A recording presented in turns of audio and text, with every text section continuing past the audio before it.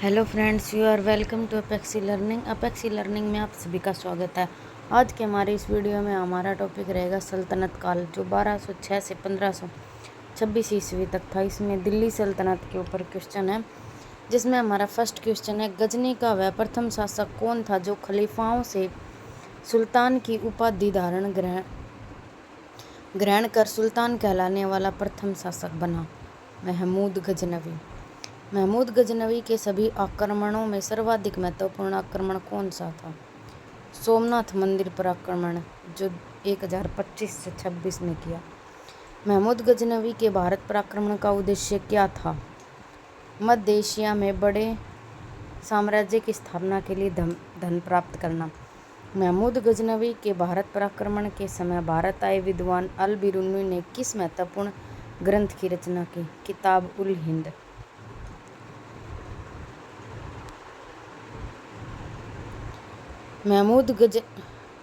दिल्ली सल्तनत की दरबारी भाषा थी फारसी। आगरा नगर की स्थापना किसके द्वारा की गई? सिकंदर लोदी।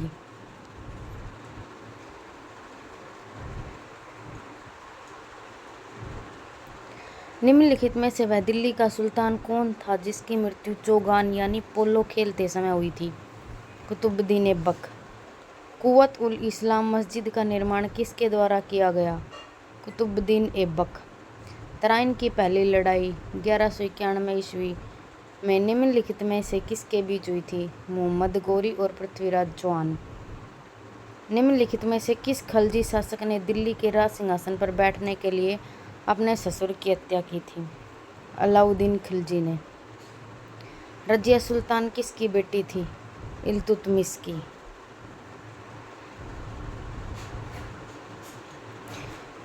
मोहम्मद गोरी विजित प्रदेशों की देखभाल के लिए निम्नलिखित में से किस विश्वसनीय जर्नल को छोड़कर गया था? कुतुबुद्दीन ऐबक।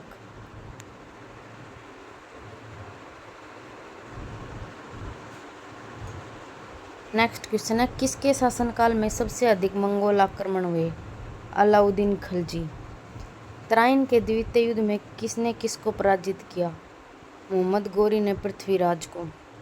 सन 1329 और 1330 के बीच किसने तांबे के सिक्के के रूप में प्राण स्वरूप मुद्रा सांकेतिक मुद्रा प्रचलित की? मोहम्मद बिन तुगलक। दिल्ली के कुछ सुल्तान को इतिहासकारों ने विरोधों का मिश्रण बताया है? मोहम्मद बिन तुगलक। लोधी वंश का अंतिम शासक कौन था? इब्राहिम लोधी।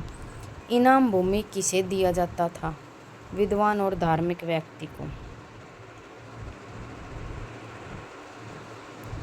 नेक्स्ट क्वेश्चन है हमारा, उत्तरी भारत की प्रथम मुस्लिम महिला शासक, दिल्ली पर राज करने वाली प्रथम महिला शासक थी रजिया सुल्तान।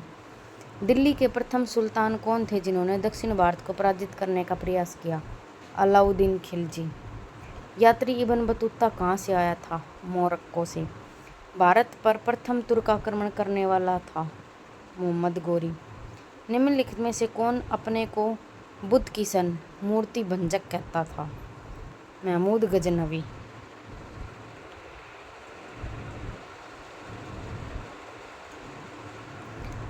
महमूद गजनवी ने कौन सी उपाधि धारण की? ए बी दोनों। यामिन उद दौला साम्राज्य का दाहिना हाथ, आमीन उल मित्तल मुसलमानों का संरक्षक। महमूद गजनवी ने भारत में प्रथम आक्रमण किस राज्य के विरुद्ध किया? हिंदू शाही ब्राह्मण शाही। हिंदू शाही राज्य की राजधानी थी उदभांडपुर। महमूद गजनवी का भारत में अंतिम आक्रमण किसके विरुद्ध हुआ? जाट। हिंदू शाही राज्य का कौन सा शासक तुर्कों से बार बार पराजित होने के कारण ग्लानिवश आत्मदाह कर लिया? जयपाल।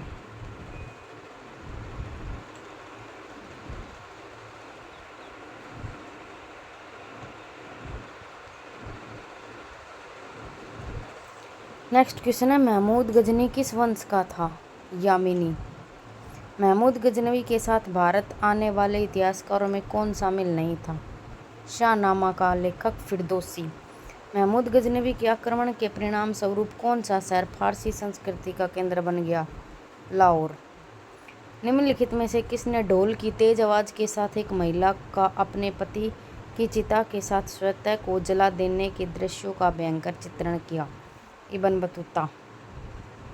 भारत में मुस्लिम राज का संस्थापक माना जाता है मोहम्मद गोरी।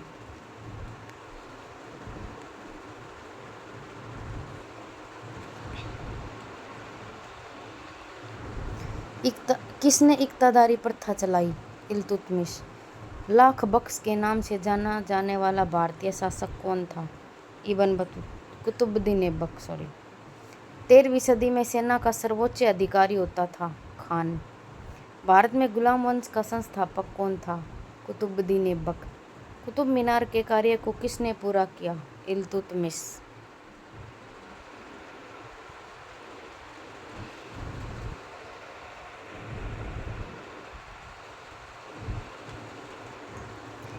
निम्नलिखित में से दिल्ली का पहला तुगलक सुल्तान कौन था?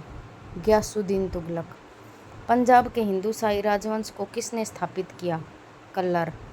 वह रोमन सम्राट ऑगस्टस की भांति सावधान था कि वह दूसरों की तरह शक्तिशाली न लगे और दूसरों के स्तर से अधिक न लगे। यह संदर्भ किसका है? बहलोल लोदी। अल बेरूनी किसके शासनकाल में इतिहासकार था? महमूद गजनवी।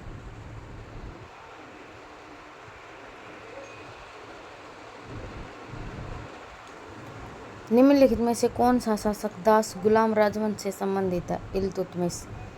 दक्षिण अफ्रीकी यात्री इब्न बतूता किसके शासनकाल में भारत आया था? मोहम्मद बिन तुगलक। महमूद गजनवी ने भारत पर कितनी बार आक्रमण किया? 17 बार। किसने अपने आप को खलीफा घोषित किया था? मुबारक शाह खलजी। लोदी वंश का संस्थापक कौन था? बहलोल लोदी।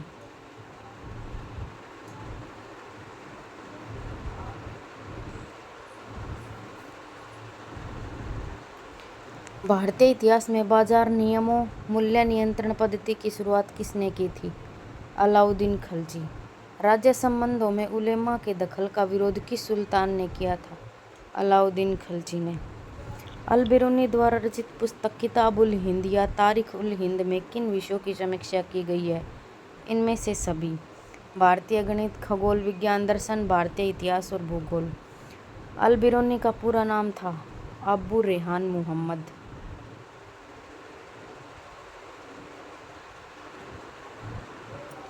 अल बेरूनी के अनुसार अत्यंत चतुर्वर्ण के नीचे का वर्ग में शामिल थे ए बी दोनों, धोबी, मोची, जादूगर, डालिया व ढाल बनाने वाले, नाविक, मछुआ, व्याध, जुलाहा। 11वीं सदी के भारत का दर्पण किसे कहा जाता है? किताब उल हिंद। वह हिंद का युद्ध निम्नलिखित में से किसके बीच लड़ा गया? महमूद गजनी और आनंद पाल। दिल्ली सल्तनत का वह प्रथम सुल्तान कौन था जिसने स्थायी सेना रखी? अलाउद्दीन खिलजी।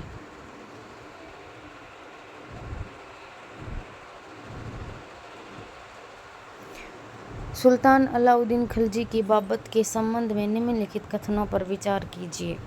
सभी सही हैं। दिल्ली के निम्नलिखित सुल्तानों में से किसने तैमूरी शासक मिर्जा शाहरुख के अधिराज्य में आना स्वीकार किया? खिज्र खां सैयद।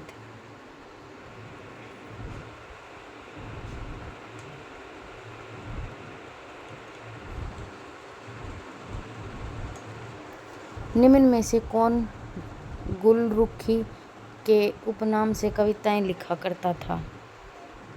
सिकंदर लोदी। निम्न में से कौन सा कथन रजिया सुल्तान के संबंध में असत्य है? रजिया ने सर्वप्रथम तुर्क सामंत वर्ग की शक्ति को सुदृढ़ता प्रदान करने की कोशिश की और गैर तुर्की शासक वर्ग को शक्तिहीन बना दिया।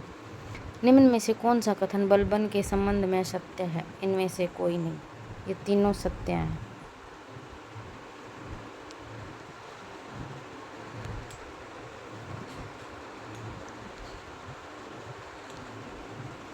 दिल्ली पर शासन करने वाले निम्न वंशों का सही क्रम क्या है?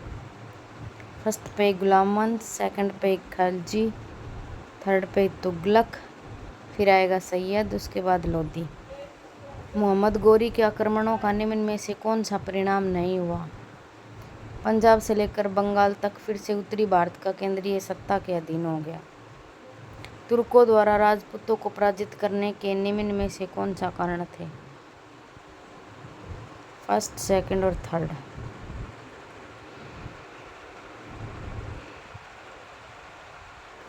गुलाम वंश के आरंभिक शासकों का निम्न में से कौन सा सही अनुक्रम है? पहले फर्स्ट कुतुबुद्दीन ऐबक, फिर आराम शाह, फिर इल्तुतमिश, फिर रजिया सुल्तान। अलाई दरवाजा निम्न में से किसका मुख्य द्वार है? Qutub Minar. Thank you friends, video अच्छी लगी हो तो लाइक करें, चैनल को सब्सक्राइब करें, ज़्यादा से ज़्यादा शेयर करें। मिलते हैं अपनी नेक्स्ट वीडियो में, तब तक के लिए बाय एंड टेक केयर।